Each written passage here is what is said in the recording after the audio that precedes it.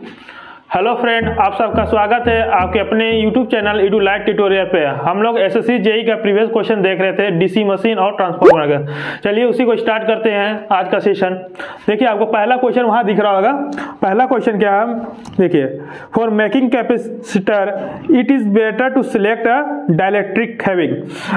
Option देखिए क्या है, option A high permittivity, second देखिए option B low permittivity, option C permittivity same as that of air, option D none of this. तो ये question क्या बोल रहा है ना कि मुझे कैपेसिटर बनाने के लिए कौन सा अच्छा कैपेसिटर बनाने के लिए क्या कंडीशन होगा। तो सबसे पहले कैपेसिटर के बारे में जानते हैं, फॉर्मूला क्या होता है। देखिए कैपेसिटर होता है एप्सिलॉन ए बाई डी, ये होता है कैपेसिटर का फॉर्मूला। अब देखिए एप्सिलॉन को क्या बोलते हैं हम लोग, परमिटिविटी बोलते हैं, परमिटिविटी, ठीक है। तो यहाँ पर अगर हम एप्सिलॉन को ज़्यादा अगर इंक्रीज करेंगे, अगर हाई रखेंगे एप्सिलॉन को, मतलब परमिटिविटी जैसी इंक्रीज करेंगे तो कैपेसिटेंस का वैल्यू भी इंक्रीज करेगा। तो मेरा कंडीशन क्या हो जाएगा कि हाई परमिटिविटी के चलते मेरा कैपेसिटर बहुत अच्छा होगा। तो ऑप्शन इसका देखिए कौन सा होगा, ऑप्शन आपका हाई परमिटिविटी, ऑप्शन ए आपको दिख रहा होगा, ऑप्शन ए। क्लियर है, बस ये फॉर्मूला आना चाहिए कैपेसिटर के बारे में। और परमिटिविटी क्या होता है, मैग्नेटिक में आ जाता है। ये आपका क्या इलेक्ट्रिक के लिए परमिटिविटी होता है। और अगर परमिएबिलिटी म्यू किस में आता है, तो इसको बोलते हैं परमिएबिलिटी। कंफ्यूज मत होइएगा, क्वेश्चन में परमिएबिलिटी लिख दिया जाए तो आप कंफ्यूज होके गलती से नहीं कर दीजिएगा, क्योंकि यहाँ परमिटिविटी एप्सिलॉन को बोलते हैं और म्यू किसको बोलते हैं, परमिएबिलिटी। यहाँ यूज होता है आपका मैग्नेटिक में होता है यूज, और ये आपका इलेक्ट्रिक सर्किट में यूज होता है, इलेक्ट्रिक सर्किट में। तो ये कंफ्यूज नहीं हो जाएगा। ऑप्शन में अगर यहाँ पर हाई परमिटिविटी की जगह में हाई परमिएबिलिटी दे दीजिएगा तो कंफ्यूज नहीं होना, ठीक है। क्लियर हो गया, आपको डाउट जहां होता है कंफ्यूज होते हैं उसको भी मैं क्लियर कर दे रहा हूं। चलिए नेक्स्ट क्वेश्चन देखिए, वहां नेक्स्ट क्वेश्चन आपको दिख रहा होगा। नेक्स्ट क्वेश्चन है, नेक्स्ट क्वेश्चन आपका the material having low retentivity are suitable for making.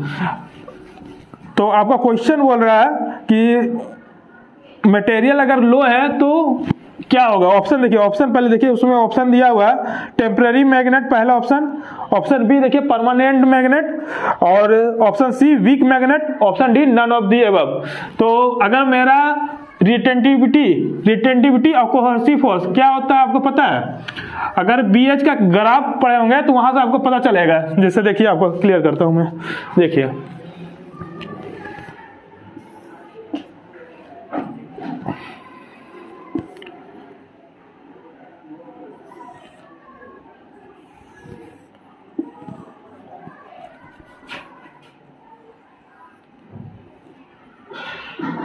ये जो पोजीशन आपको दिख रहा है ना, ये पोजीशन यहां से यहां, इसी को हम लोग रिटेंटिविटी बोलते हैं। तो आपको पता होना चाहिए रिटेंटिविटी किसको बोलते हैं और कोहर्सिव किसको बोलते हैं। देखिए इसको रिटेंटिविटी बोलते हैं, रिटेंटिविटी। और ये जो एक्स एक्सिस पर जो दिख रहा है आपका, यहाँ जो ग्राफ जो कट कर रहा है हिस्टेरिसिस लूप का, इसको बोलते हैं कोहर्सिव। अब देखिए यहाँ क्वेश्चन में आइए, क्वेश्चन क्या है। क्वेश्चन आपका बोल रहा है कि मटेरियल हैविंग लो रिटेंटिविटी है। अगर मेरा मटेरियल लो रिटेंटिविटी है, कहने का मतलब है ये जो ग्राफ वाई एक्सिस है ना, ये मेरा धीरे धीरे कम होते जा रहा है। मतलब ये आपका इस तरह का हो गया, लो रिटेंटिविटी मतलब ये ग्राफ बन जा रहा है इस तरह का, ठीक है, ये वाला। तो ये जैसे कि पहले हाई था अब लो हो गया है रिटेंटिविटी। तो लो रिटेंटिविटी किस में होता है, टेम्परेरी मैग्नेट होता है ना, उसी में लो रिटेंटिविटी होता है। अगर वही परमानेंट मैग्नेट रहेगा तो हाई रिटेंटिविटी होता है, हाई कोहर्सिव हो जाएगी। ये आपका परमानेंट मैग्नेट का कैरेक्टरिस्टिक्स होता है, तो ये याद रखिएगा। तो इसका ऑप्शन देखिए क्या हो जाएगा, ऑप्शन है आपका ए टेम्परेरी मैग्नेट। लो है ना, लो रिटेंटिविटी के लिए, और अगर लो कोहर्सिव भी रहेगा तो टेम्परेरी मैग्नेट, अगर हाई रहेगा तो आप परमानेंट मैग्नेट मारिएगा। आइए नेक्स्ट क्वेश्चन को देखते हैं। वहां देखिए नेक्स्ट क्वेश्चन है unit of magnetic flux. Magnetic flux का यूनिट बताना है। देखिए एसएससी जेईई में खाली बेसिक अगर आप पढ़े होंगे इलेक्ट्रिकल में तो सब बेसिक क्वेश्चन है। जहां हार्ड क्वेश्चन है मैं आपको बता दूंगा कि ये क्वेश्चन थोड़ा हार्ड है। तो ये सब बेसिक क्वेश्चन है। अभी यूनिट ऑफ किसका पूछ रहा है, यूनिट आपका पूछ रहा है यूनिट पूछ रहा है मैग्नेटिक फ्लक्स का। मैग्नेटिक फ्लक्स का यूनिट क्या होता है? ऑप्शन देखिए, ऑप्शन पहला है वेबर, सेकंड ऑप्शन देखिए एम्पियर टन, ऑप्शन सी देखिए वेबर पर मीटर स्क्वायर, और ऑप्शन डी देखिए कूलम। तो आपको पता है कि मैग्नेटिक फ्लक्स का पूछ रहा है। मैग्नेटिक फ्लक्स का होता है क्या यूनिट होता है? वेबर। तो इसका ऑप्शन सही आंसर कौन सा हो जाएगा? इसका सही आंसर हो जाएगा ए, वेबर। क्लियर है? अब देखिए ये आप जो क्वेश्चन है उसका आंसर हो गया। ऑप्शन और देखिए, ऑप्शन सेकेंड ऑप्शन देखिए एम्पियर टन। एम्पियर टन किसका होता है? एमएमएफ का। एनआई किसका है यूनिट? एमएफ का। अगर ये क्वेश्चन अगर फ्लक्स वेबर की जगह में अगर एम्पियर टन पूछ देगा तो किसका बताइएगा? एमएफ का। ऑप्शन सी देखिए, क्योंकि सारे ऑप्शन को कवर करते हुए आपको बता रहे कि कहीं छूटना नहीं चाहिए। देखिए ऑप्शन सी देखिए, ऑप्शन सी है वेबर पर मीटर स्क्वायर। तो वेबर पर मीटर स्क्वायर ये किसका यूनिट है? ये आपका मैग्नेटिक फ्लक्स का है, मैग्नेटिक फ्लक्स डेंसिटी। इसी को हम लोग इसका फॉर्मूला होता है फ्लक्स बाय एरिया। तो ये सब क्लियर होना चाहिए आपको। कहीं भी क्वेश्चन पूछे तो आपको बता देना चाहिए, ये सब यूनिट याद रहना चाहिए। सब क्लियर है? आपको सारे ऑप्शन क्लियर कर दिए। चलिए नेक्स्ट क्वेश्चन को देखते हैं। नेक्स्ट क्वेश्चन देखिए यहाँ है, Fleming left hand rule is used to find. हम लोग फ्लेमिंग लेफ्ट हैंड रूल किसको फाइंड करने के लिए यूज करते हैं? ऑप्शन देखिए, पहला ऑप्शन देखिए क्या है? Polarity of magnetic pole, polarity of magnetic pole पहला ऑप्शन। सेकेंड ऑप्शन देखिए direction of flux in a solenoid. Option C देखिए direction of magnetic field due to a current carrying conductor in a magnetic field. Option D देखिए direction of force on a current carrying conductor in a magnetic field. तो हम लोग Fleming left hand rule पता है ना, ये four finger किसका use करते हैं? फोर फिंगर आपका फ्लक्स हो गया, मिडिल फिंगर करंट, और ये जो थंब होता है ये हम लोग यूज करते हैं किसके यूज करते हैं? डायरेक्शन ऑफ फोर्स के लिए यूज करते हैं, जो current carrying conductor in a magnetic field. Option D, option D इसका सही आंसर ऑप्शन डी हो जाएगा। देखिए नेक्स्ट क्वेश्चन देखिए, नेक्स्ट क्वेश्चन आपको दिख रहा होगा वहां। नेक्स्ट क्वेश्चन है, in which of the following voltage sources is the movement of conductor in a magnetic field used to produce voltage. Question क्या बोल रहा है कि in which of the following voltage sources is the movement of conductor in a magnetic field used to produce voltage. देखिए option क्या है? In a thermocouple. Second option देखिए in a zinc copper element. Option C देखिए in a DC generator. Option D देखिए in a transformer. जो हम लोग conductor cut करता है फ्लक्स को तो किस में यूज होता है? तो हम लोग डीसी जनरेटर में आपको पता है कि कंडक्टर कट करता फ्लक्स होता है, ईएमएफ जनरेट होता है। जो हम लोग पढ़े हैं ईएमएफ इक्वेशन क्या था? E equal to minus N D five D T, ये हम लोग पढ़े हैं ना। तो ये कट करता है कंडक्टर को तो हम लोग ईएमएफ जनरेट होता है। तो ये आपका कौन सा हो जाएगा? ऑप्शन इसका सी, इन अ डीसी जनरेटर। अब देखिए ऑप्शन डी क्यों नहीं हुआ? इन ट्रांसफार्मर में क्या होता है? कंडक्टर थोड़ी मूव करता है, कंडक्टर तो स्टैटिक रहता है, फ्लक्स मूव करता है, मगर आपका डीसी मशीन में कंडक्टर मूव करता है। क्लियर है? तो ये बेसिक चीज है कि आपको पता होना चाहिए कौन सा मूव कर रहा है। यहाँ देखिए क्वेश्चन में दिया है कौन सा मूव कर रहा है, मूवमेंट ऑफ कंडक्टर बोल रहा है। तो मूवमेंट ऑफ कंडक्टर कौन सा करता है? डीसी मशीन में करता है, ना कि ट्रांसफार्मर में करता है। तो इसलिए ऑप्शन कौन सा हो जाएगा? In a DC generator, option C. Clear है? आइए नेक्स्ट क्वेश्चन को देखते हैं। नेक्स्ट क्वेश्चन है, the relative permeability of a material is 0.96 है। वहां आपको दिख रहा होगा कितना दिया है रिलेटिव परमिएबिलिटी, म्यू का वैल्यू दिया 0.96, ये आपका वैल्यू दिया हुआ है 0.96 रिलेटिव परमिएबिलिटी का वैल्यू दिया हुआ। तो हम लोग जानते हैं कि डाइलेक्ट्रिक के लिए कितना वैल्यू होता है म्यू का? म्यू के लिए डाइलेक्ट्रिक देखिए, अगर नहीं पता है यहां नोट कर लीजिए एक बार। देखिए म्यू अगर लेस देन 1 है, म्यू लेस देन 1 है तो ये होता है डाइलेक्ट्रिक के लिए। डाइलेक्ट्रिक मटेरियल होगा उसके लिए म्यू लेस देन 1 के लिए होता है। देखिए म्यू ग्रेटर देन 1 के लिए पैरामैग्नेटिक मटेरियल। क्योंकि मैं सारे क्वेश्चन को कवर करते चल रहा हूँ, ये नहीं कि ये जो ऑप्शन में क्वेश्चन आ रहा है उससे रिलेटेड और भी एक्स्ट्रा फैक्ट बताते चल रहा हूँ। अगर म्यू मच ग्रेटर देन 1 है तो ये हो गया फेरोमैग्नेटिक।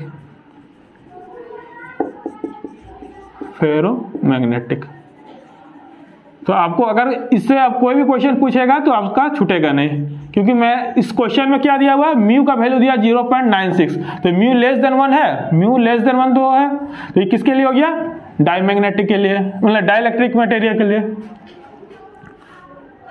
तो इसका ऑप्शन कौन सा हो जाएगा, देखिए डाईमैग्नेटिक ऑप्शन ए है। क्या कि पैरामैग्नेटिक आपका हो गया अगर म्यू ग्रेटर देन 1, या सॉरी यहाँ डाइलेक्ट्रिक, डाईमैग्नेटिक के लिए, डाईमैग्नेटिक मटेरियल के लिए म्यू लेस देन 1, पैरामैग्नेटिक के लिए क्या होता है, म्यू ग्रेटर देन 1, और फेरोमैग्नेटिक के लिए होता है आपका म्यू मच ग्रेटर देन 1। तो इसका ऑप्शन हो जाएगा आपका ए, डाईमैग्नेटिक मटेरियल। क्यों, क्योंकि म्यू का वैल्यू 0.96 है। आइए नेक्स्ट क्वेश्चन को देखते हैं। देखिए नेक्स्ट क्वेश्चन आपको देखिए वहां क्वेश्चन दिख रहा होगा। क्वेश्चन बोल रहा है कि reluctance offered by a magnetic circuit depend upon, reluctance के बारे में पूछ रहा है। तो सबसे पहला बात रिलेक्टेंस के बारे में जानते हैं। चलिए पहले ऑप्शन देख लेते क्या क्या दिया रिलेक्टेंस के बारे में। देखिए पहला ऑप्शन है रिलेक्टेंस किस पर डिपेंड करता है, वो दिया हुआ option nature of the magnetic material. Second option है length of the magnetic flux path. Option C दिया हुआ है cross sectional area of the material, और ऑप्शन डी है ऑल ऑफ द अबव, या ऑल ऑप्शन आर करेक्ट। आइए पहले reluctance के बारे में जानते हैं। रिलेक्टेंस का फॉर्मूला होता है एमएमएफ बाई फ्लक्स। सबसे पहला बात एमएमएफ और फ्लक्स, एमएमएफ का वैल्यू होता है एनआई बाई फ्लक्स। इसी को हम लोग एक्सपेंड करते हैं यहाँ, जैसे कि फ्लक्स को हम लोग लिखते हैं एनआई बाई फ्लक्स का होता है बी इंटू एरिया, ये होता है एनआई।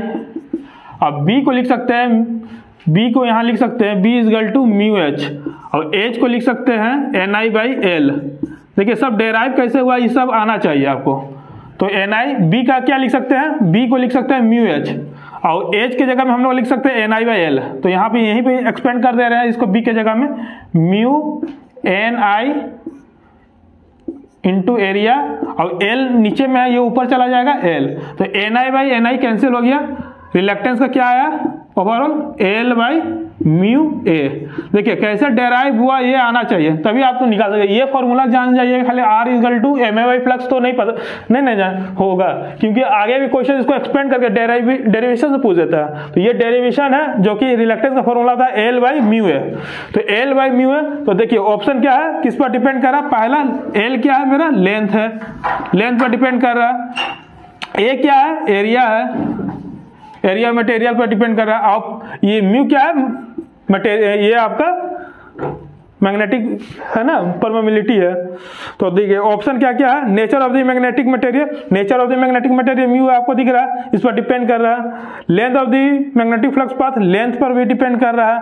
ऑप्शन सी देखिए क्रॉस सेक्शनल एरिया पूछा है, तो क्रॉस सेक्शनल एरिया भी मतलब तीनों पर डिपेंड कर रहा था। इसका ओवरऑल आंसर क्या आ गया, option D, all of the above are correct, option D. तो देखिए रिलेक्टेंस के बारे में आपको पूरा डिटेल्स बता दिए हैं। अगर जहां भी डाउट हो यहाँ आप कमेंट कीजिएगा, और यहाँ नहीं पता है फॉर्मूला तो यहाँ लिख लीजिए, सब फॉर्मूला आपको बता दिए हैं।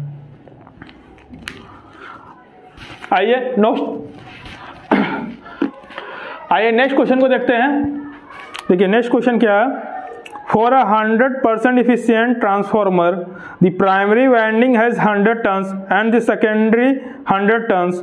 If the power input to the above transformer is 1000 watt, the power output is, तो मुझे पावर आउटपुट पूछ रहा है किसका, ट्रांसफार्मर का।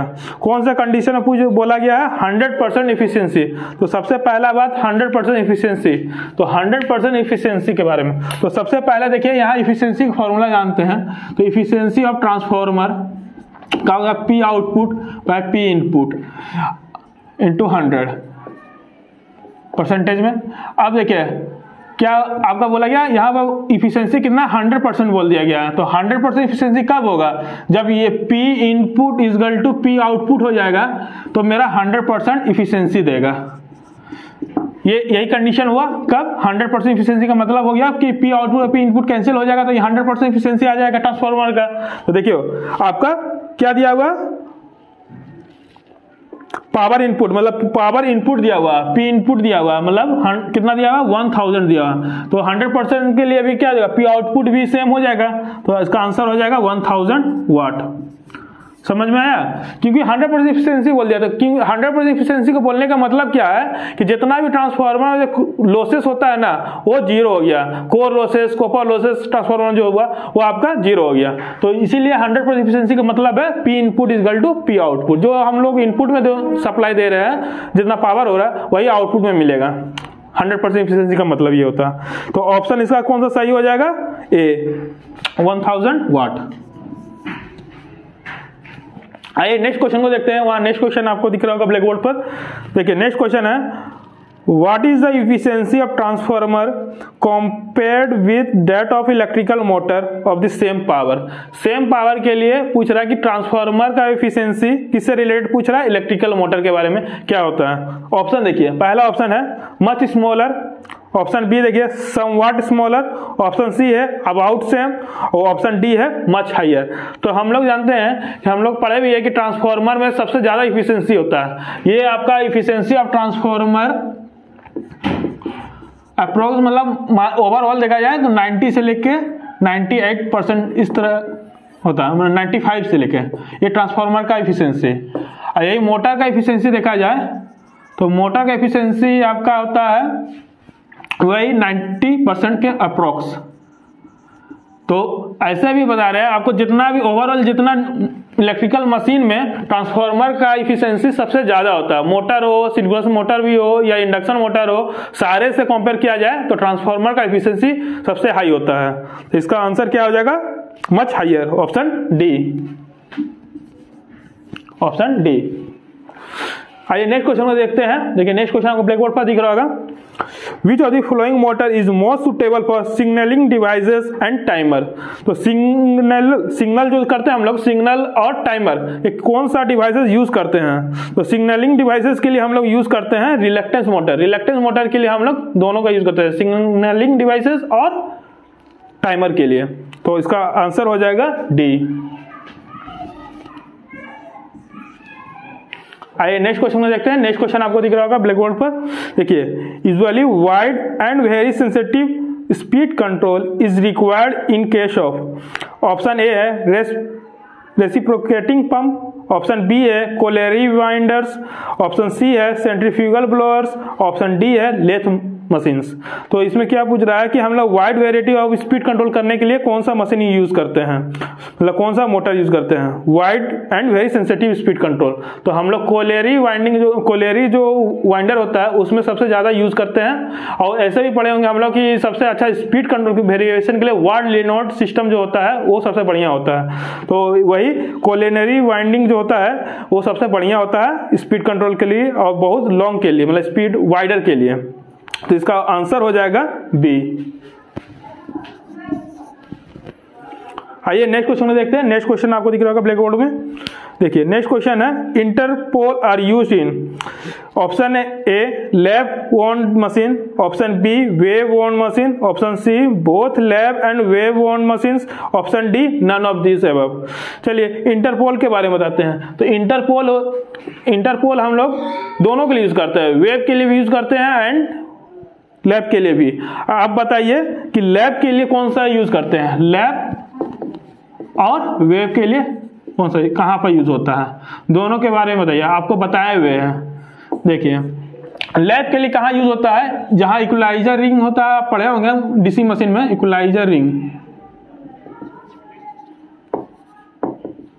और वेव कहां यूज होता है, डमी के लिए, डमी क्वाइल पढ़े हैं ना, डमी क्वाइल में हम लोग वेव यूज करते हैं और इक्वलाइजर रिंग के लिए हम लोग लैप यूज करते हैं। और इंटरपोल के बारे में दोनों यूज करते हैं, लैप प्लस वेव, क्योंकि आपको सारे के बारे में बता दिया, लैप कहाँ यूज होता है, वेव कहाँ होता है और दोनों कहाँ यूज होता है। तो इसका आंसर हो जाएगा आपका ऑप्शन सी, बोथ ना, बोथ, ऑप्शन सी। बोथ के लिए यूज होता है, इंटरपोल के लिए। आइए नेक्स्ट क्वेश्चन को देखते हैं। देखिए ब्लैकबोर्ड में आपको दिख रहा होगा। नेक्स्ट क्वेश्चन आपका है, for the production of induce EMF field system of an electric machine. Induce EMF production के लिए field system of electric machine कहाँ रहता है, ये पूछ रहा है, किस जगह प्लेस होता है फील्ड सिस्टम। तो ऑप्शन देखिए, पहला है must be on stator, field system stator में रहता है। सेकेंड ऑप्शन है मे बी ऑन स्टेटर और रोटर। फील्ड वाइंडिंग आपका जो है फील्ड सिस्टम का मतलब फील्ड वाइंडिंग, और एक होता है आर्मेचर वाइंडिंग, उसके बारे में बोल रहा है। तो फील्ड वाइंडिंग कहाँ रहता है वो पूछ रहा है। पहला ऑप्शन में स्टेटर पर रहता है, सेकेंड ऑप्शन है स्टेटर पर हो सकता है या रोटर पर हो सकता है, ऑप्शन सी है रोटर पर हो सकता है, मस्ट बी ऑन रोटर, और ऑप्शन डी है नन ऑफ दिस एबव। देखिए सबसे पहला बात, यहाँ पर कोई किसी के बारे में स्पेशली बताया नहीं गया है कि डीसी मशीन है या सिंक्रोनस मशीन है। तो यहाँ पर सिंपली बोला गया है आपका इलेक्ट्रिक मशीन बोला गया, इलेक्ट्रिक मशीन बोला गया। ध्यान दीजिएगा, ऐसा नहीं कि आप में स्टेट पर मार दीजिएगा। तो फिर इलेक्ट्रिक मशीन में आपका दोनों आ गया, डीसी मशीन भी है इंक्लूड है और आपका सिंक्रोनस मशीन भी इंक्लूड है। तो डीसी मशीन में हम लोग को पता है कि फील्ड वाइंडिंग कहाँ प्लेस रहता है। डीसी मशीन के लिए फील्ड वाइंडिंग आपका स्टेटर पर रहता है। और देखिए पूरा एग्जैक्ट सही सीक्वेंस वाइज बता रहे हैं कि आप भूले नहीं, क्योंकि इससे कहीं भी क्वेश्चन पूछ सकता है। तो ये आपको नहीं पता है ये नोट करते जाइए। फील्ड वाइंडिंग कहाँ रहता है, स्टेटर पर रहता है। और आर्मेचर वाइंडिंग कहाँ रहता है, रोटर पर रहता है। कौन सा केस में, डीसी मशीन के बारे में। अब देखिए सिंक्रोनस के बारे में देखते हैं, सिंक्रोनस मशीन के बारे में। तो फील्ड वाइंडिंग आपका रोटर में रहता है और आर्मेचर वाइंडिंग स्टेटर में होता है। ये आपको पूरा क्लियर होना चाहिए ओवरव्यू। तो यहाँ पर हम मेरे किसके बारे में पूछ रहा था, इलेक्ट्रिकल मशीन के बारे में पूछ रहा था, इलेक्ट्रिकल मशीन, ना कि डीसी मशीन। अगर डीसी मशीन में पूछता है फील्ड वाइंडिंग कहाँ रहता है तो मे बी ऑन स्टेटर में बोलते हैं। अगर ये सिंक्रोनस मशीन के बारे में पूछता है कि आपका आर्मेचर वाइंडिंग कहाँ रहता है प्लेस, तो स्टेटर पर रहता है। तो ओवर कहीं से भी क्वेश्चन पूछ सकता है, इसलिए मैंने ओवरऑल पूरा कॉन्सेप्ट दे दिया। तो इसका आंसर कौन सा हो जाएगा, मे बी ऑन स्टेटर और रोटर, बी। क्या है कि इलेक्ट्रिकल मशीन के बारे में बोल रहा है ना, कोई स्पेशली मशीन के बारे में नहीं बोला कि डीसी मशीन है या सिंक्रोनस मशीन है, इलेक्ट्रिकल के बारे में बोल दिया, इलेक्ट्रिकल मशीन है। तो इलेक्ट्रिकल मशीन सारे मशीन आ जाते हैं, तो इसीलिए स्टेटर पर हो सकता है या रोटर पर हो सकता है। क्लियर है। आइए नेक्स्ट क्वेश्चन को देखते हैं। नेक्स्ट क्वेश्चन देखिए आपको दिख रहा होगा, the number of conductor of the compensating winding in a DC machine. The number of conductor of a compensating winding in a DC machine. Option देखिए, always more than the number of armature conductor per pole. Option B is always less than the number of armature conductor per pole. Option C may be less और more than the number of armature conductor per pole. Option D none of this. तो मेरा क्या option बोल रहा है कि number of conductor, compensating winding में जो कंडक्टर होता है डीसी मशीन, इस किससे रिलेटेड किया जा रहा है कि ज्यादा होता है कि कम होता है या इक्वल होता है। तो इसका हम लोग पता है कि number of conductor compensating winding में मोर देन होता है, always more than the number of armature conductor per pole. Option A.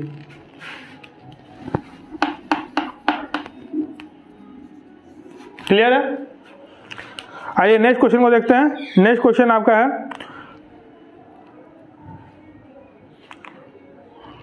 In a DC, आपको दिख रहा होगा, in a DC machine how are the commutating pole winding connected. DC machine में commutating pole winding connected के बारे में पूछा, कैसे कनेक्ट किया जाता है डीसी मशीन में। तो ऑप्शन देखिए क्या है, in series with the shunt winding. Option B parallel to the shunt winding. Option C series with the armature winding. Option D parallel to the armature winding. तो आपको अगर शॉर्ट नोट बताया है डीसी मशीन के बारे में, एड्यूलाइट tutorial पर channel पर मैंने एक शॉर्ट नोट बताया डीसी मशीन में, उसमें बहुत सारे कॉन्सेप्ट जितना भी है मैंने उसको बताया गया बढ़िया से। तो अगर आप नहीं देखे हैं तो वहां जाके प्लेलिस्ट में होगा, वहां जाके आप देख सकते हैं। तो मैंने बताया था कि कंपनसेटिंग वाइंडिंग में जो कनेक्टेड रहता है ना आर्मेचर के साथ, सीरीज से कनेक्टेड रहता है। आर्मेचर जो वाइंडिंग होता है वो सीरीज कनेक्टेड रहता है आपका कंपनसेटिंग वाइंडिंग। तो कौन सा ऑप्शन हो जाएगा, in series with the armature winding. जो कंपनसेटिंग वाइंडिंग होता है वो कनेक्ट रहता है series with the armature winding. Option C. मैंने अच्छे से पूरा डिटेल्स में बताया कॉन्सेप्ट उसके बारे में, तो आप जाके वहां देख सकते हैं। देखिए नेक्स्ट क्वेश्चन आपको दिख रहा होगा, देखिए नेक्स्ट क्वेश्चन है material which is slightly repelled by a magnetic field is known as.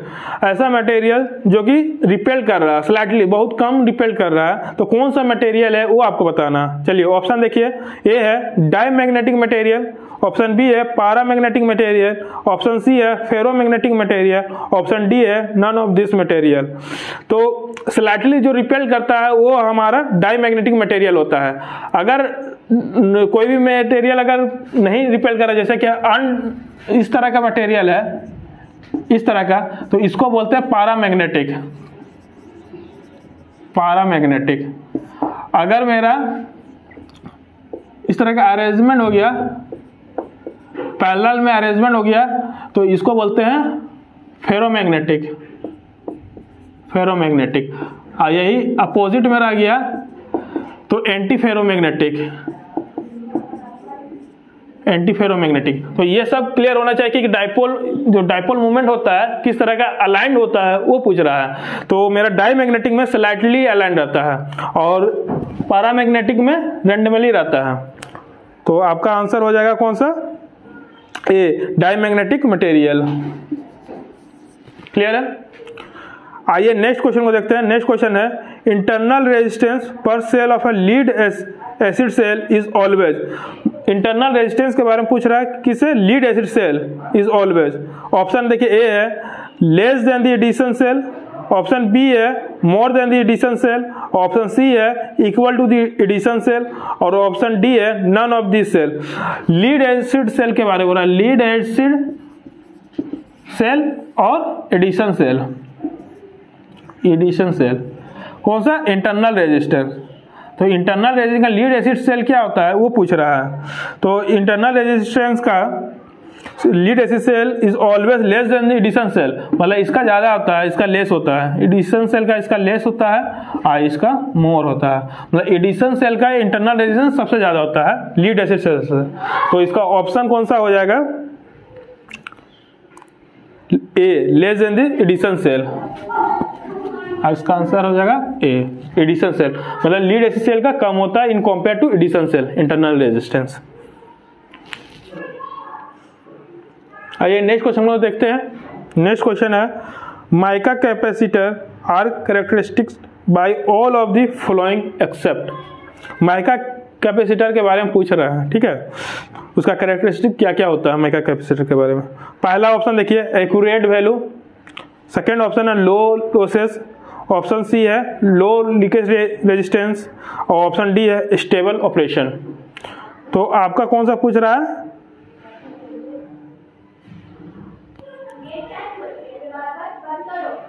Accept पूछ रहा है। ये नहीं कि माइका कैपेसिटर का कैरेक्टरिस्टिक के बारे में बता रहा है, कौन सा कैरेक्टरिस्टिक नहीं है माइका कैपेसिटर के बारे में वो पूछ रहा है। देखिए लास्ट में एक्सेप्ट है, ये सब ध्यान दीजिएगा, एक्सेप्ट नोट, ये सब क्वेश्चन एसएससी जेईई का फेमस हो गया आजकल, क्योंकि अब सारे क्वेश्चन में नोट करके पूछा जाता है, नहीं तो एक्सेप्ट कर दिया जाता है, क्योंकि बच्चा लोग कंफ्यूज हो जाता है कि एक्सेप्ट देखते नहीं है, अब बस उसके बारे में पढ़ के मार देते हैं। तो ये ध्यान दीजिएगा, नोट जहां भी लिखा रहे या एक्सेप्ट जहां भी लिखा रहे तो थोड़ा सा उसको ध्यान से पढ़िएगा। चलिए पहले माइका कैपेसिटर के बारे में बताते हैं। देखिए माइका कैपेसिटर, तो माइका कैपेसिटर सबसे पहला एक्यूरेट वैल्यू देता है। एक्यूरेट वैल्यू अगर नहीं पता वो लिख लीजिएगा। सेकेंड होता है स्टेबल होता है, ऑप्शन 3 होता है, इसमें स्टेबल हो गया। ऑप्शन सी इसमें आपका हो जाएगा लो लॉसेस, मतलब लॉसेस कम होता है, लो लॉसेस। और ऑप्शन 4 हो गया, अगर इसका देखा जाए तो हाई लीकेज रेजिस्टेंस होता है। तो ये आपको चारों इसका कैरेक्टरिस्टिक माइका कैपेसिटर का आना चाहिए। तो ये देखिए ऑप्शन में क्या क्या दिया हुआ था, एक्सेप्ट पूछ रहा है ना, यहाँ देखिए लो लीकेज रेजिस्टेंस, ऑप्शन सी देखिए, ऑप्शन सी लो लीकेज, मगर होता क्या है हाई लीकेज रेजिस्टेंस होता है। तो एक्सेप्ट पूछा गया है तो ऑप्शन इसका आंसर हो जाएगा कौन सा, लो वाला, लो लीकेज रेजिस्टेंस, ऑप्शन सी। यही अगर आपका पूछ दिया जाएगा कौन सा कैपेसिटर आपका स्मॉल डायमेंशन के लिए यूज होता है, आपको पता है कौन सा यूज करते हैं, बताइए, कमेंट कीजिएगा कौन सा यूज करते हैं स्मॉल डायमेंशन के लिए, कमेंट कीजिएगा। इसका ऐसे आंसर बता दे रहे हैं आपको।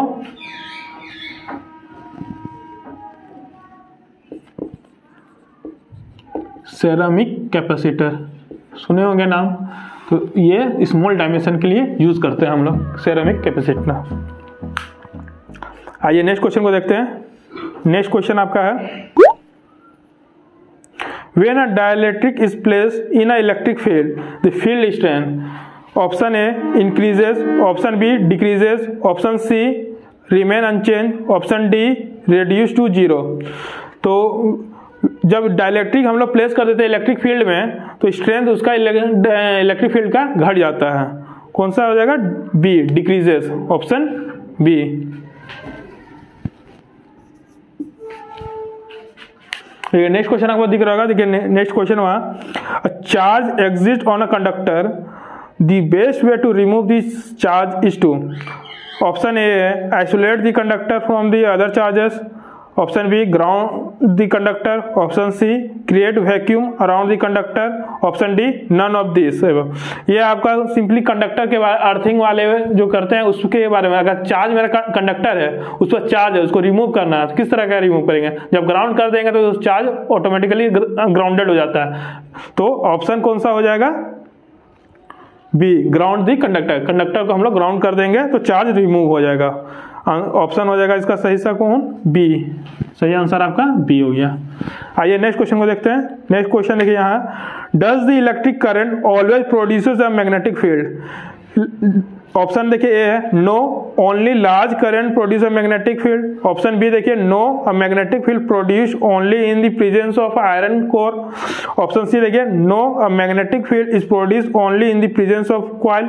ऑप्शन डी देखिए yes, the electric current always produce a magnetic field. तो मुझे पूछ रहा क्वेश्चन में क्या कि इलेक्ट्रिक करंट अगर हम लोग प्रोड्यूस करते हैं तो मैग्नेटिक फील्ड प्रोड्यूस होता है कि नहीं प्रोड्यूस। तो हम लोग सबसे मेन मैग्नेटिक फील्ड को प्रोड्यूस करने के लिए करंट का जरूरत होता है। बायो-सैवर्ट लॉ में हम लोग पढ़े थे, बायो-सैवर्ट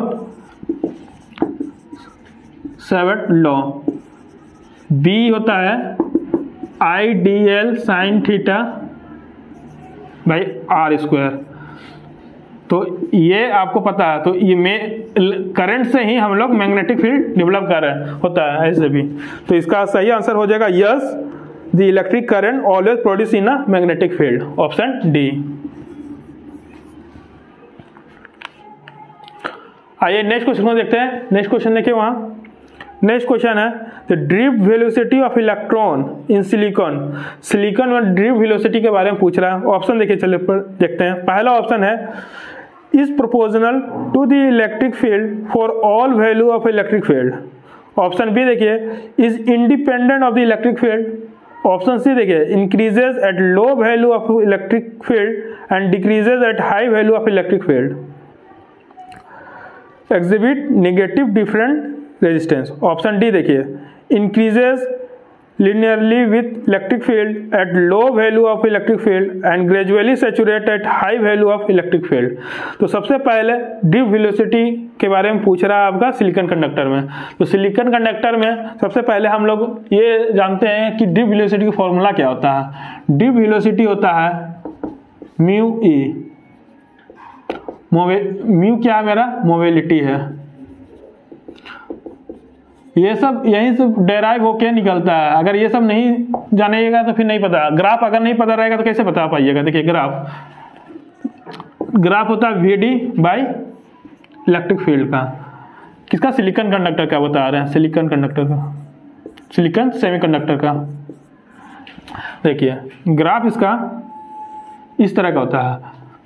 मतलब स्टार्टिंग में जैसे इलेक्ट्रिक फील्ड देखिए, यहाँ हम लोग लो इलेक्ट्रिक फील्ड दे रहे हैं। तो लो इलेक्ट्रिक फील्ड में ये मेरा जो ग्राफ है आपका, ये लो इलेक्ट्रिक फील्ड में ये मेरा ग्राफ लीनियर की तरह है, बिहेव कर रहा है। यहाँ से देखिए, जब यहाँ मेरा इलेक्ट्रिक फील्ड लो है, इलेक्ट्रिक फील्ड दिए, यहाँ से लो इलेक्ट्रिक फील्ड दिए, तो मेरा ड्रिफ्ट वेलोसिटी कितना लीनियर की तरह बिहेव कर रहा है। वही अगर हाई होते जा रहा है, जैसे इलेक्ट्रिक फील्ड जैसे जैसे बढ़ाते जा रहे हैं, ये मेरा सेचुरेट कर रहा है। जब हाई इलेक्ट्रिक फील्ड दिए तो मेरा ड्रिफ्ट वेलोसिटी जो ये वेलोसिटी है मेरा सेचुरेट कर जा रहा है। क्या हो रहा है? सेचुरेट हो रहा है। क्योंकि आगे जाके ये सेचुरेट हो, एक ऐसा लिमिट आ जाएगा, ये एकदम कांस्टेंट चला जाएगा, तो इसका मतलब सेचुरेट कर रहा है आपका कब, जब हाई इलेक्ट्रिक फील्ड दिए और डी वेलोसिटी आप सेचुरेट किए। तो ऑप्शन कौन सा सही है? देखिए ग्राफ बहुत इंपॉर्टेंट है, तो ग्राफ अगर नहीं पता चलेगा तो आप अगर ग्राफ नहीं जानेंगे तो कैसे इसको मारिए बता सकते हैं। चलिए तो इसका आंसर कौन सा हो जाएगा, देखिए इंक्रीज लीनियर, इंक्रीज करा लीनियर कब, जब इलेक्ट्रिक फील्ड लो है, ऑप्शन डी, ऑप्शन डी। और हाई इलेक्ट्रिक फील्ड पर सेचुरेट हो जा रहा है, और इसका सही आंसर हो जाएगा ऑप्शन डी। नेक्स्ट क्वेश्चन में देखते हैं। नेक्स्ट क्वेश्चन देखिए यहाँ, an external resistance is added in the field of the DC shunt generator wheel. अगर ऑप्शन देखिए, ऑप्शन क्या है, ए पहला ऑप्शन है increases the speed of the generator, option B है increase the voltage of the generator, option C है decrease the voltage of the generator, option D है increase the power delivered. तो सबसे पहला बात क्या बोल रहा है कि हमारे अगर शंट जनरेटर है, डीसी शंट जनरेटर कौन सा है, डीसी शंट जनरेटर। तो हम लोग रेजिस्टेंस इनवर्स करंट है और जो फील्ड करंट है वो डायरेक्टली प्रोपोर्शनल टू फ्लक्स है, ये सब आपको पता होना चाहिए पढ़ रहे हैं। और ये जो फ्लक्स है स्पीड डायरेक्टली प्रोपोर्शनल फ्लक्स है। तो देखिए रेजिस्टेंस क्या हो रहा है, एक्सटर्नल रेजिस्टेंस ऐड किया जा रहा है, लिखा है ना एक्सटर्नल रेजिस्टेंस इज एडेड। जैसे रेजिस्टेंस इंक्रीज करेंगे तो करंट घटेगा, जैसे फील्ड करंट जैसे मेरा मतलब कम हो रहा है तो मेरा फ्लक्स भी कम हो रहा है। तो जैसे ऑल्सो यहाँ देखिए, यहाँ पर स्पीड का फॉर्मूला पहले देख लीजिए, EV इजगल टू φn, तो flux inversely proportional to speed हो गया, ये आया रिलेशन। तो फ्लक्स इन्वर्सली प्रोपोर्शनल स्पीड है, तो मेरा फ्लक्स क्या हो रहा है, डिक्रीज कर रहा है। तो जैसे ही फ्लक्स मेरा डिक्रीज करेगा तो मेरा स्पीड इंक्रीज कर जाएगा। तो इसका आंसर कौन सा हो जाएगा, देखिए यहाँ increase speed of the generator, option A. तो देखिए कहाँ क्वेश्चन घुमा के पूछा है, सबसे पहले ये आपको पूछ दिया कि रेजिस्टेंस बढ़ा दिए, ये डायरेक्टली नहीं बोला कि आपका फील्ड फ्लक्स इंक्रीज कर रहे हैं या घटा रहे हैं, ये आपको पूछा है कि रेजिस्टेंस से। अब रेजिस्टेंस आपका करंट है, और करंट जो है वो आपका फील्ड डीसी शंट जनरेटर में डायरेक्टली प्रोपोर्शनल टू फ्लक्स होता है। तो अगर फील्ड करंट आपका रिड्यूस हुआ तो फ्लक्स भी मेरा जो जनरेट हो रहा था वो रिड्यूस हुआ, जैसे फ्लक्स रिड्यूस हो गया तो मेरा स्पीड इन्वर्सली प्रोपोर्शनल है, तो ये स्पीड बढ़ जाएगा। तो इसका सही आंसर है ए। आइए नेक्स्ट क्वेश्चन को देखते हैं। देखिए नेक्स्ट क्वेश्चन है, the speed of the series generator at no load is, ये तो बहुत बार बताया इसको। देखिए option A 0, option B 3000 RPM, option C 3600 RPM, option D infinity. तो आप इसे कमेंट करके बताइए कौन सा सही आंसर है। सीरीज मोटर के बारे में पूछ रहा है, स्पीड क्या होता है। तो इसको दो तरह के आपको बताते हैं, एक ग्राफिकल मेथड और एक आपका न्यूमेरिकल मेथड। तो ग्राफिकल मेथड आपका सीरीज मोटर का आपको पता है एट नो लोड पर बहुत हाई स्पीड होता है।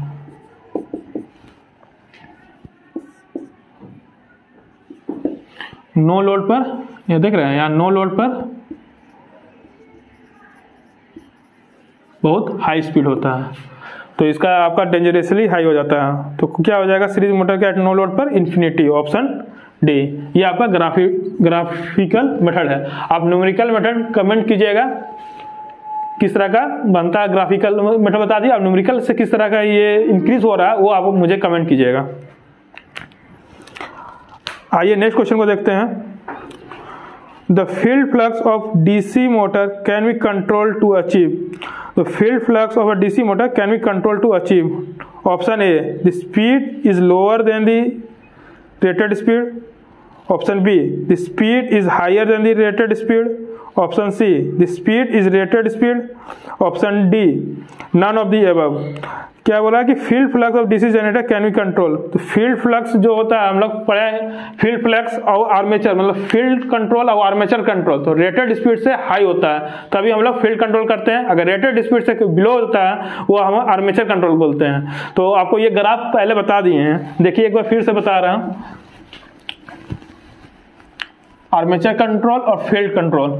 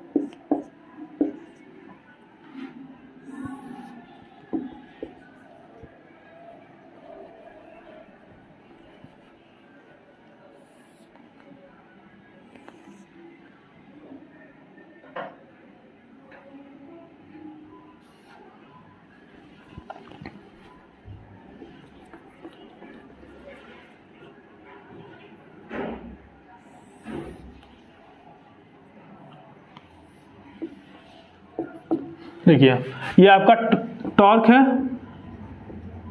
ये आपका ये जो है पावर है, यहाँ पर लिख देते हैं पावर। ये आपको बहुत अच्छा से बताया है, अगर नहीं जानते फिर से एक बार देख लीजिए। ये जो ये यहाँ पर है इसी को हम लोग आर्मेचर कंट्रोल,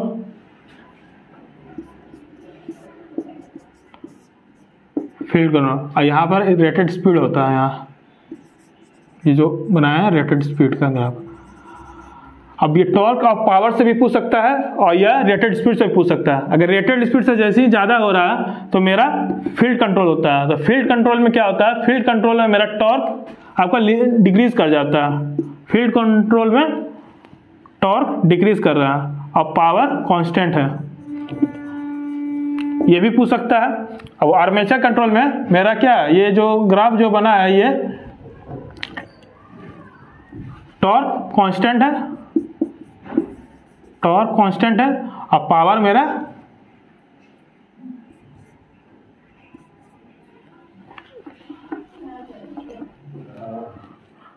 मेरा लीनियर है। तो ये सब कांस्टेंट, ये सब चीज़ आपको याद रखना है। मतलब कि अगर ये ग्राफ जानिएगा तो आपको सारा इससे बहुत सारा क्वेश्चन पूछता है। तो इसलिए रेटेड स्पीड से अगर जैसी स्पीड मेरा ज़्यादा हो गया एन पी है, जैसे रेटेड स्पीड से मेरा आगे हो जाता है तो फील्ड कंट्रोल होता है। ऐसे रेटेड से बिलो बोला जाए तो आर्मेचर कंट्रोल। आर्मेचर कंट्रोल में क्या होता है, टॉर्क कांस्टेंट होता है, पावर लीनियर होता है, लीनियरली वेरी करता है। और यहाँ पर फील्ड कंट्रोल में टॉर्क डिक्रीज करता है, पावर कांस्टेंट होता है। तो मैंने ग्राफ के द्वारा आपको सारा कॉन्सेप्ट दे दिया हूँ। तो इसका कौन सा सही आंसर हो जाएगा, speed is lower than the, नहीं होगा, speed is higher than the rated speed. Speed is higher than the rated speed, speed जैसे हाई होता है तो फील्ड कंट्रोल में आ जाता है। तो इसका सही आंसर हो जाएगा बी। देखिए मैं डायरेक्ट इसका सही आंसर खाली ऑप्शन बता देता बी तो आपको क्लियर नहीं होता। तो मैंने ग्राफ के वाइज से आपको पूरा कॉन्सेप्ट दे दिया कि आपका कोई भी क्वेश्चन पूछे इससे तो आपसे छूटे नहीं। तो क्लियर हो गया।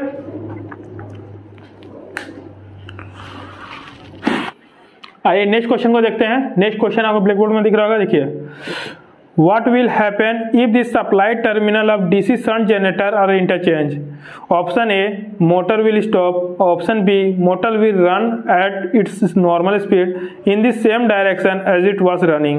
Option C, direction of rotation will reverse. Option D, motor will run at a speed lower than the normal speed at the same direction. तो आपका सबसे पहला बात ये DC shunt मोटर के बारे में पूछ रहा है कि सप्लाई टर्मिनल चेंज कर दिया जाए। तो आपको उसको बताते हैं, पहला कॉन्सेप्ट देखिए, कॉन्सेप्ट बता रहा हूं, उसके बाद आपको याद रखिएगा कॉन्सेप्ट। कॉन्सेप्ट है कि वोल्टेज मतलब कि आपका direction remain same, direction remain same. Direction अगर मेरा सेम रहने का कंडीशन क्या क्या है, पहला supply terminal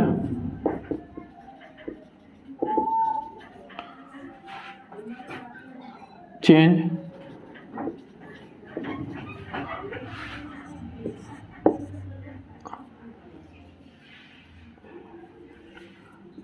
field winding and armature winding both are changed। अब देखिए नोट कर लीजिएगा। अब देखिए डायरेक्शन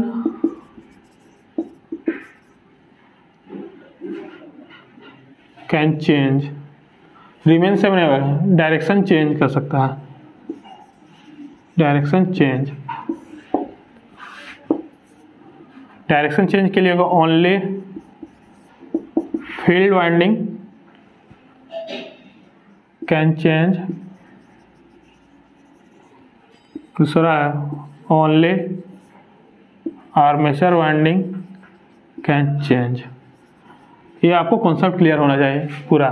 तो देखिए आपका क्या बोल रहा है, शंट मोटर में आपका डीसी शंट मोटर में आपका अगर हम लोग सप्लाई टर्मिनल को चेंज कर रहे हैं, इंटरचेंज कर रहे हैं, सप्लाई टर्मिनल को इंटरचेंज कर रहे हैं तो मेरा क्या होगा, डायरेक्शन रिमेन सेम हो जाएगा। तो देखिए डायरेक्शन रिमेन किस में सेम है आपका, ऑप्शन बी में देखिए, motor will run it's normal speed, जिस तरह से पहले रन कर रहा था उसी तरह रन करेगा, डायरेक्शन भी वही रह जाएगा, in this same direction as it was running, जो डायरेक्शन पहले था वही डायरेक्शन अब भी रहेगा। कब, जब हम सप्लाई टर्मिनल चेंज करेंगे।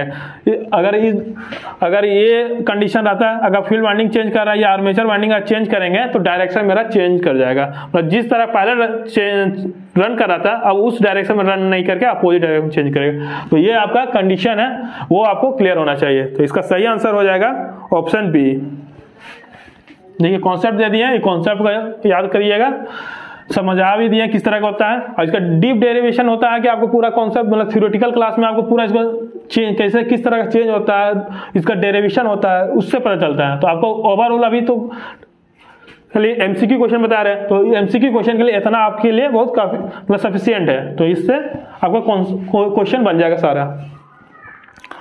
आइए नेक्स्ट क्वेश्चन को देखते हैं। नेक्स्ट क्वेश्चन देखिए, inside a hollow conducting sphere electric field, अगर होलो कंडक्टर है तो इलेक्ट्रिक फील्ड क्या होता है, जीरो होता है सिंपली, क्या कि इलेक्ट्रिक फील्ड क्या होता है, डी मेरा जो डाइवर्जेंस है वो जीरो होता है, और डाइवर्जेंस जीरो हो गया तो डाइवर्जेंस का फॉर्मूला था D is equal to epsilon E, D अगर जीरो हो गया तो D is equal to epsilon E, तो इलेक्ट्रिक फील्ड भी जीरो हो गया। तो यहां से आपका आंसर हो जाएगा ए, इलेक्ट्रिक फील्ड जीरो। वही अगर पोटेंशियल पूछ दिया या इलेक्ट्रिक फील्ड पोटेंशियल पूछ दिया जाए इलेक्ट्रिक पोटेंशियल, तो ये जीरो नहीं होता, उसका कुछ वैल्यू होता है नहीं, तो जिस रेडियस जितना भी दिया रहेगा उससे निकाला जाता है। तो वो अभी क्वेश्चन नहीं है, तो आपका इलेक्ट्रिक फील्ड के बारे में पूछ रहा है, तो इलेक्ट्रिक फील्ड के बारे में आपको बता दिया ऑप्शन है, अगर है क्या है एम्प्टी होता है, अगर इनसाइड होलो कंडक्टर के लिए इलेक्ट्रिक फील्ड जीरो होता है सिंपली। आइए नेक्स्ट क्वेश्चन को देखते हैं। नेक्स्ट क्वेश्चन बहुत अच्छा क्वेश्चन है, देखिए वहाँ ट्रांसफॉर्मर से, देखिए नेक्स्ट क्वेश्चन बोल रहा है, a transformer has core loss 64 watt and copper losses of 144 watt, when it's carrying 20% overload current, the load at which the transformer operate at the maximum efficiency. मतलब कहने का मतलब क्या है कि transformer has a core losses दिया हुआ 64, core losses आपका 64 दिया हुआ है, एंड कॉपर लॉसेस दिया हुआ है आपका 144 वाट का, core losses and copper losses दोनों दिया हुआ है, और कॉपर लॉसेस दिया हुआ है, और उसके बाद पूछ रहा है कौन सा लोडिंग दिया है, when it carrying a 20% overload current, 20% overload कर दिया जाता है करंट को, तब मेरा पूछ रहा है कि ट्रांसफॉर्मर इफिशियंसी बताना, मैक्सिमम इफिशियंसी कितने लोड पर होगा। तो सबसे पहला बात देखिए,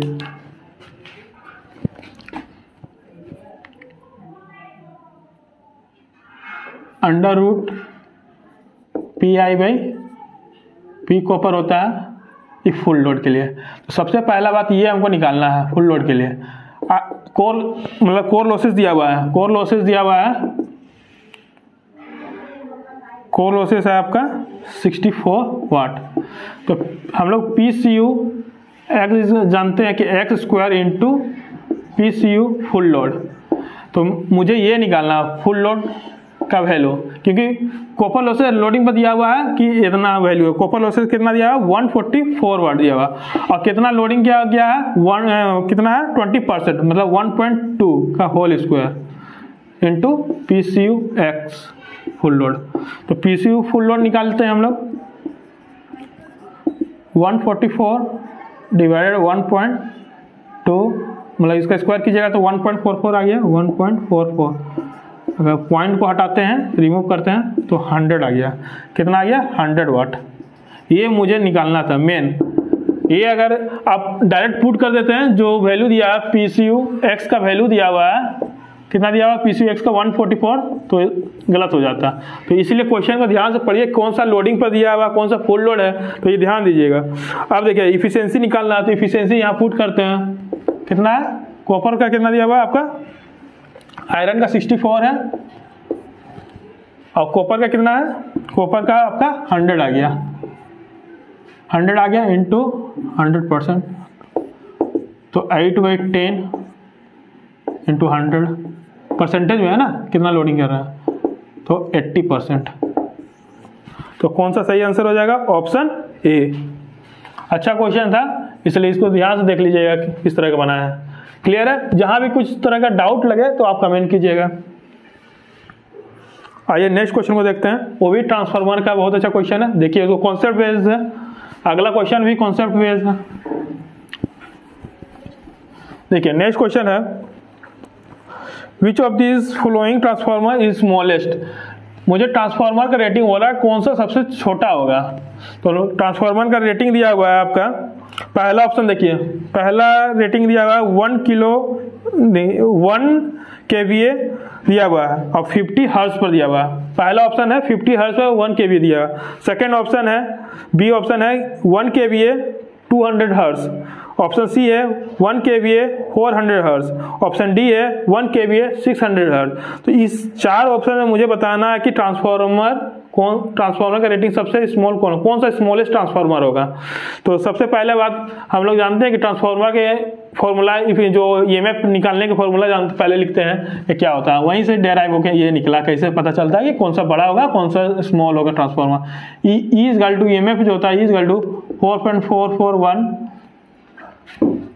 frequency F, number of turns and 5x into thickness छोड़ दीजिए, यहीं पर देखिए 5x, 4.44 into frequency into number of turns into क्या फ्लक्स को क्या लिख सकते हैं, बी इंटू एरिया। तो एरिया से ही हम लोग बता सकते हैं कि ये ट्रांसफार्मर बड़ा होगा या स्मॉल होगा। तो एरिया से सबसे पहले निकालते हैं। तो एरिया क्या हो जाएगा, यहाँ area is equal to EMF, जो भी ये ईएमएफ बाई जो कांस्टेंट आया बाई फ्रीक्वेंसी। तो बाकी सब जो डाटा है यहाँ पर, जो भी डाटा है वो सब कांस्टेंट है, तो इन्वर्सली प्रोपोर्शनल टू फ्रीक्वेंसी आया। अब देखिए जितना ज़्यादा अगर एरिया होगा तो अगर एरिया ट्रांसफार्मर का बड़ा हो जाएगा तो आपका लार्जेस्ट हो जाएगा। अगर एरिया स्मॉल होगा तो ट्रांसफार्मर मेरा स्मॉल होगा। तो एरिया किस पर डिपेंड कर रहा है, एरिया मेरा directly inversely proportional to frequency हो गया। ये रिलेशन आया आपका यहाँ से, ये वाला से। क्लियर है? और जब भी डाउट अगर डायरेक्ट में बता देता कि area is inversely proportional 1 by frequency, तो आपको समझ में नहीं आता कि कैसे डेराइव हो क्या आया। तो मैंने यहाँ डेराइवेशन करके आपको बता दिया कि एरिया इनवर्सली प्रोपोर्शनल फ्रीक्वेंसी आया। अब देखिए फ्रीक्वेंसी जितना हाई होगा तो मेरा एरिया कम मतलब स्मॉल। तो मुझे पूछ रहा है स्मॉल ही पूछ रहा है ना, स्मॉल पूछ रहा है आपका। तो स्मॉल किस में हो जाएगा, 600 हर्ट्ज। तो 600 हर्ट्ज फिर सबसे हाई फ्रीक्वेंसी किसका है, ऑप्शन डी का है 600, क्योंकि सबका केवीए सेम है, खाली फ्रीक्वेंसी पर डिपेंड कर रहा है। तो फ्रीक्वेंसी आपका 600 है, जितना हाई फ्रीक्वेंसी होगा उतना स्मॉल होगा।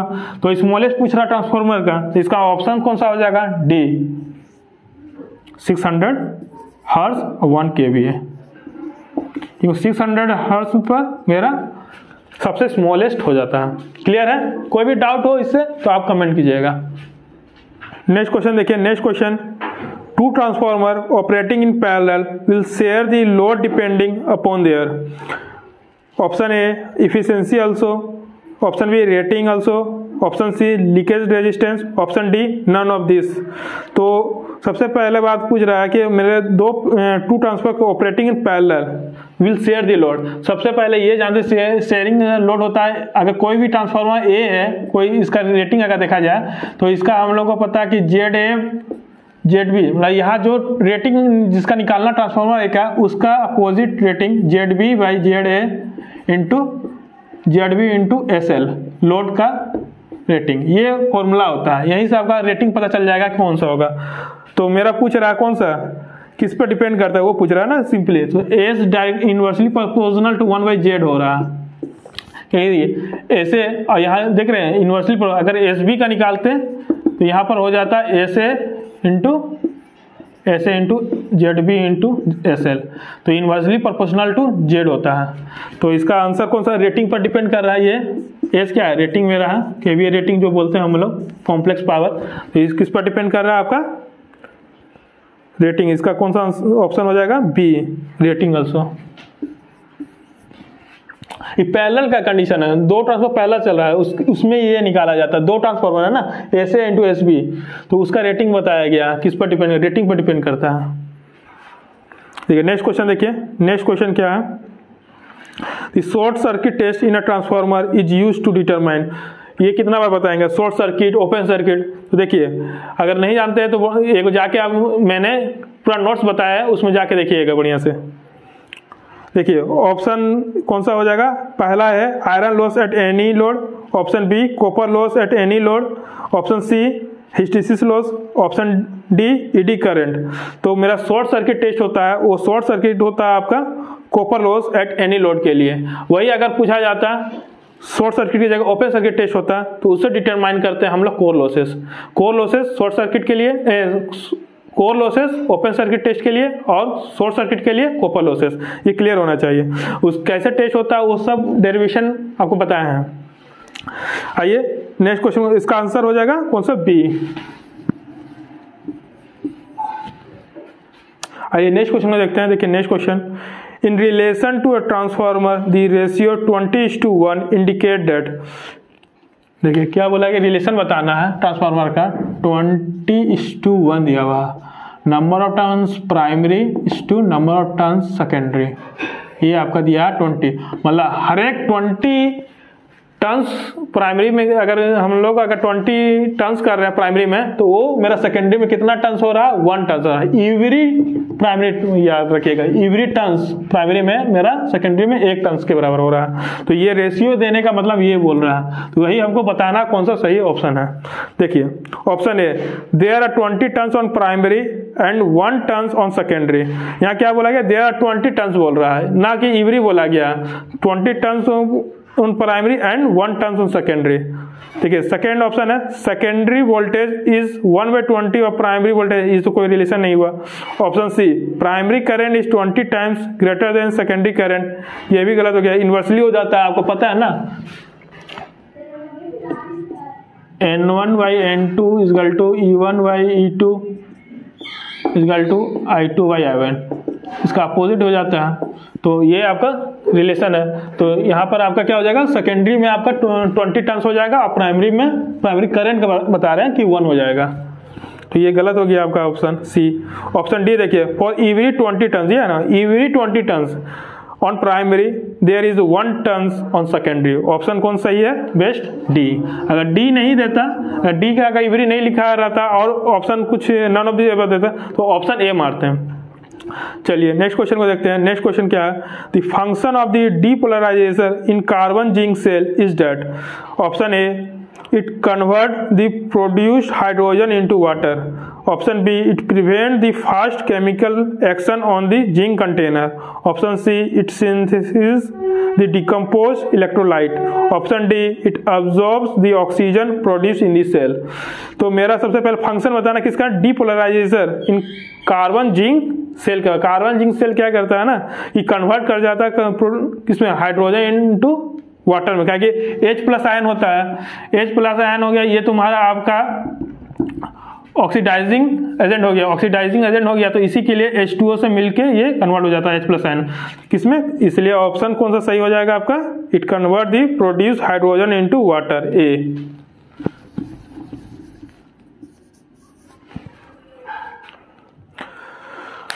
आइए नेक्स्ट क्वेश्चन को देखते हैं। नेक्स्ट क्वेश्चन आपका, midway between 2 equal and similar charges a third equal and similar charges is placed, then the third charge will। आपका पहला मिडवे में पूछ रहा है कि एक पहला चार्ज है, देखिए इसको आपको बताते हैं, 2 चार्ज है, दोनों चार्ज इक्वल है और थर्ड चार्ज भी जो ला रहे हैं ना वो भी आपका इक्वल है, कोई अलग नहीं है, डायरेक्शन में सब सेम है। तो ये पहला चार्ज हो गया, यहाँ फर्स्ट चार्ज, दोनों का वैल्यू सेम है और थर्ड चार्ज को अगर प्लेस कर रहे हैं तो तीनों जो चार्ज हो गया आपका, मतलब ये थर्ड वाला चार्ज जो है ये आपका फर्स्ट और सेकंड चार्ज से इक्वल होता है, मतलब इक्विलिब्रियम में कंटेन करेगा ये, क्या कि चार्ज सेम है ना। चार्ज अगर वैल्यू ज्यादा रहता तब ना अट्रैक्ट और रिपेल करता है, चार्ज जब सेम है वैल्यूज का दोनों का सबका सेम दिया हुआ, देखिए पहले ही दिया हुआ क्वेश्चन, मिडवे में पुट करें 2 equal and similar charges, similar charges put करें, third equal similar charges are place, then the third charge will remain in stable equilibrium. पहला ही ऑप्शन आपका हो जाएगा स्टेबल रहेगा इक्विलिब्रियम में, ऑप्शन ए। देखिए आज का क्लास का लास्ट क्वेश्चन देखिए, आपको दिख रहा होगा ब्लैक बोर्ड पर, देखिए 2 parallel conductor are carrying current in the same direction. Which of the following statement is correct? देखिए option A, there is a repelling force. Option B, the force increases when the current is decreased. Option C, there is an attractive force between the conductor. Option D, the force increases when the distance between the conductor is increased. सबसे पहले इस concept को देखिए, क्या बोल रहा है कि आपको दो पहला कंडक्टर है, ठीक है, पहला कंडक्टर, दोनों का डायरेक्शन क्या है, carrying current in the same direction दिया हुआ है। पहला कंडक्टर का करंट का डायरेक्शन सेम है, सेकंड कंडक्टर का भी डायरेक्शन सेम है। अब देखिए ये थंब रूल देखिए यूज कर रहे हैं, देखिए मेरे इस अपवर्ड है ना, डायरेक्शन अपवर्ड है, तो थंब का अपवर्ड किस तरह का है, ऐसा अपना उंगली कीजिएगा तो अपवर्ड की तरफ जा रहा है, इस तरह का। अब इसका भी देखिए थंब का क्या रखें, अपवर्ड। तो देखिए ये जो फोर्स जो बन रहा है इधर, ये आपका किस तरह का हो गया, अट्रैक्टिव इन नेचर हो गया, अट्रैक्टिव इन नेचर हो गया, फोर्स जो मेरा बना अट्रैक्टिव हो गया।